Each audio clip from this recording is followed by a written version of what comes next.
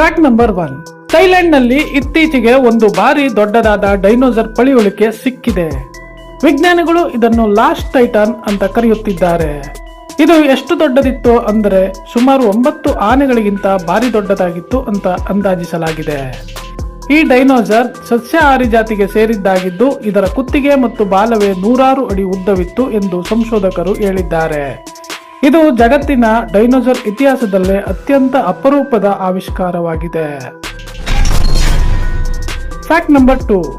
ವಿಜ್ಞಾನಿಗಳು ಒಂದು ಅದ್ಭುತ ಬಯೋಫ್ಯೂಯಲ್ ಸೆಲ್ ಕಂಡುಹಿಡಿದಿದ್ದಾರೆ. ಇದು ಮಣ್ಣಿನಲ್ಲಿರುವ ಸೂಕ್ಷ್ಮ ಜೀವಿಗಳ ಮೂಲಕ ವಿದ್ಯುತ್ ಉತ್ಪತ್ತಿ ಮಾಡುತ್ತದೆ. ಇದರಿಂದ ಬ್ಯಾಟರಿ ಇಲ್ಲದೆ, ಸೋಲಾರ್ ಪ್ಯಾನೆಲ್ ಇಲ್ಲದೆ ಭೂಮಿಯ ಒಳಗಡೆ ಇರೋ ಸೆನ್ಸಾರ್ಗಳನ್ನು ರನ್ ಮಾಡಬಹುದು.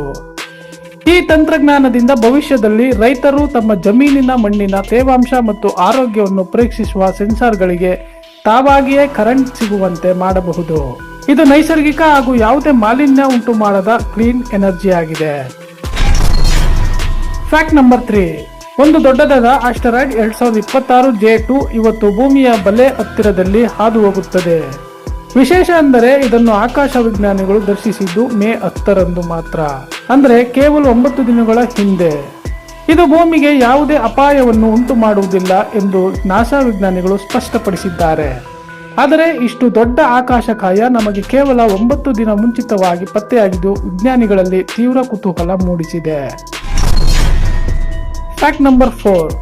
ನಾಸಾ ರಿಸರ್ಚ್ ಮೂಲಕ ಗೊತ್ತಾಗಿರೋ ಹೊಸ ವಿಷಯ ಅಂದರೆ ಸುಮಾರು 3.5 ಬಿಲಿಯನ್ ವರ್ಷಗಳ ಹಿಂದೆ ಮಂಗಳ ಗ್ರಹದ ಮೇಲೆ ಭಾರಿ ಜಲಪ್ರಳಯ ಆಗಿ ಆ ಗ್ರಹದ ಮುಖವನ್ನೇ ಬದಲಾಯಿಸುವಂತೆ ಮಾಡಿತ್ತು.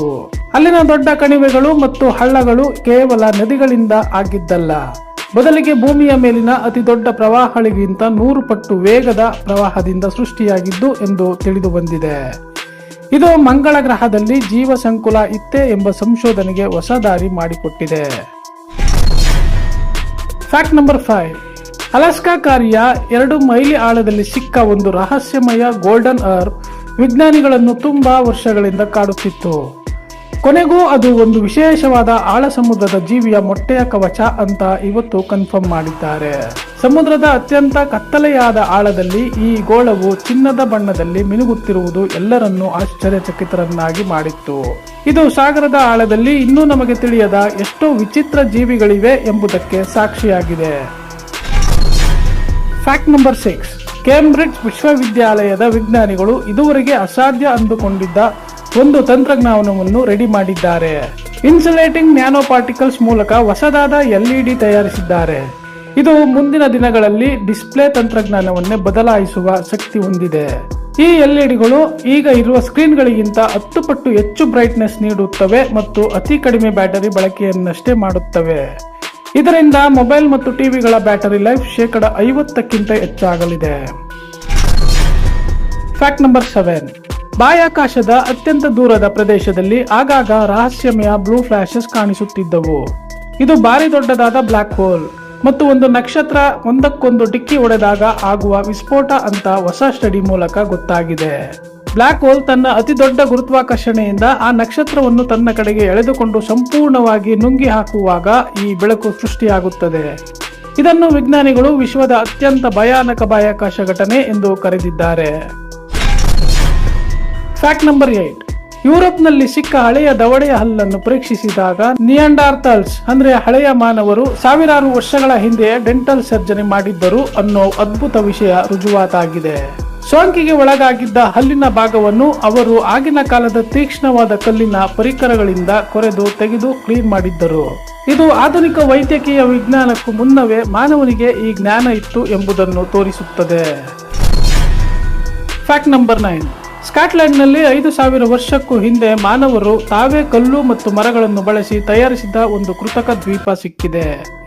ಇದು ಜಗತ್ತಿನ ಪ್ರಸಿದ್ಧ ಸ್ಟೋನ್ ಹೆಂಜ್ ಗಿಂತಲೂ ಹಳೆಯದು ಎಂದು ಹೇಳಲಾಗುತ್ತಿದೆ.